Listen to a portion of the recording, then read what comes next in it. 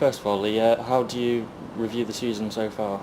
Well, I think it's been a good start. We've only lost the one game, and on the positive side, we've maintained a healthy home record here at Glanford Park, which is important. I think one of the things that Brian and Russ were keen on was getting that fortress feeling back here at Glanford Park, and particularly the wins against Mansfield and Plymouth, are important for our supporters that we're winning at home. But we've had some excellent performances. Away at Burton Albion drawing 2 each, winning at Southend. The game at Northampton very tough. There's been some tough games this season already, and I think we know what League Two's all about. It's a hard physical league. It's quite direct in its approach, and I think we've handled it well. And from the first 9 fixtures, it's a mid-table affair. Do you think that's a fair reflection on what we've seen? Well, the table doesn't lie. It's an indication that we have, and it's the only true indication. I think we've been a little bit unfortunate not to turn some of the draws into wins. Brian and Russ were very disappointed that we went, from leading down at Wimbledon, for example, to lose the game. But the positives are out there. It's a new squad. It does take time to gel. We've got good experience in the side, and the signs for me are very positive. Let's hope we can continue this excellent run of form we're on. Yeah, you talk about the players. What do you make of the signings that he made in the summer? Experience, yeah. Experience was key. I think Brian knew that when he came back into the football club. The addition of the likes of Andy Dawson, Matt Sparrow, Dion Burton, Chris Uwalumu, very important. Your spine of your team needs to be strong. I think we've got 2 very good centre-halves in Dave Murphy and Niall Canavan. The lads in midfield have done well. Sean McAllister, not a lot of people knew Sean, and yet he's come in and done really well. And Sam Winnell up front's been a revelation. His goals have been excellently executed. He's a very able player. His link-up play is very good. He shows a turn of pace as well. Not forgetting Sam Slocum, local boy in goal. Sam had a difficult time, I think, under Alan Nill. There was a couple of loan signings that came into the club and challenged Sam's position, but he's made that number 1 jersey his own. So I think one of the major positives for me has been Sam Slocum's form, and numerous clean sheets as well. With the clean sheets as well, it's already more clean sheets than last season. What do you think of the defence? Well, again, I think when Brian was recruiting, I think he kind of knew that with Dave Murphy and Niall Canavan in there, he added Eddie Nolan, who came back to the football club under Brian's reign here, Cliff Byrne coming back in, Andy Dawson. There's some good experience back there. Niall being the youngest one of the defence, but learning every game and improving every game. But a lot of people will tell you defending starts from the front, so it's that work rate from Big Chris and Sam Winnell, Dion Burton. Jimmy Spencer's come in and done really well. I've spoke about the midfield. Let's speak about the wide players. Terry Hawkridge has been outstanding already this season. His work rate and effort and enthusiasm must be noted, and H and Agice as well. Fantastic ability, but hard working ethos. So I think the ethos of the football club is hard working. Yeah, it's always very difficult managing at League 2 level because of your restricted budget. It's difficult to attract players at this level because, again, players are always looking to maybe play a little bit higher. Cliff Byrne coming back to the football club again has been a major positive. Cliff can play right back or centre half. He's a great character around the club. And I'm sure there'll be 1 or 2 other signings that Brian has in mind for January. If we're up and around the top half of the division, which I'm certain we will be, then I'm sure Brian will be looking at potential targets for January and looking to spend a few quid maybe. Yeah, and more short term, do you think there might be any additions?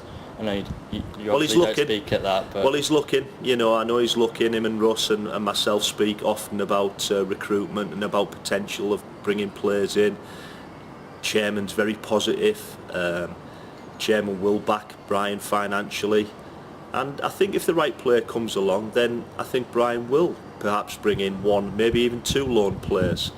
But while we've got the team going as well as they are at the moment, that starting 11 almost picks itself at the moment, barring injuries. We saw Eddie Nolan unfortunately go off at Burton Albion and Christian Ribeiro. But again, mindful of that, Cliff Byrne, great deputy to come in there at right back and probably make the shirt his own, known Cliff. It'd be very hard to get the shirt back off Cliff. But that starting 11 at the moment is as strong as anything in this division. And let's hope to prove that on Saturday against Cheltenham. Yeah, just moving on to the future fixtures, what do you expect from the ones coming up like Cheltenham and beyond that as well? Well, they're all difficult games. You know, we said at the start of the season, this is a tough league, a physically demanding league. Big teams, direct approach, set plays. You've got to be geared up for that. Roll your sleeves up, look them in the eyes and have a go. We've got some of the best players in the division, I believe. And I think on our day, we're more than a match for any team in this division. Sure, the likes of Fleetwood away is going to be a really tough game. Cheltenham at home, again, a side that's been in the playoffs regularly at this level. A friend of mine who's their manager, Mark Yates, is a really positive guy and he gets his teams playing. They've had an indifferent start this season and let's hope it's an opportunity for us to get 3 points. But I'm sure the players will relish playing against the bigger sides in inverted commas in this league, like Fleetwood. You know, Fleetwood have been well touted, Chesterfield have been well touted to go and run away with the division. We might just surprise 1 or 2. Do you think with the game against York postponed, do you think that 2-week break will be beneficial for us? Or? Well, it's beneficial in terms of getting players back who are injured. It gives Michael Collins another 2 weeks recovery, Eddie Nolan, Christian Ribeiro will probably be fit for our next fixture after Cheltenham. So that is a positive side to it. I know Brian and Russ are really frustrated the game was cancelled because it was another opportunity to go and try and get 3 points. And at the moment, as we know, York have been struggling a little bit, although they had a good win last week. Yeah, it's the nature of the game. They've got 3 lads who've been called up for international duty. Fantastic for them players, and credit to York City for having them players in their squad who have been recognised by the country. But it'd be disappointing that we have got the break in one respect, but I think Brian will be thinking it might just be two weeks that we can get the players, you know, back fit, get them on the training ground and prepare for the battle ahead. And just on a side note, we spoke to Sam earlier about the futsal.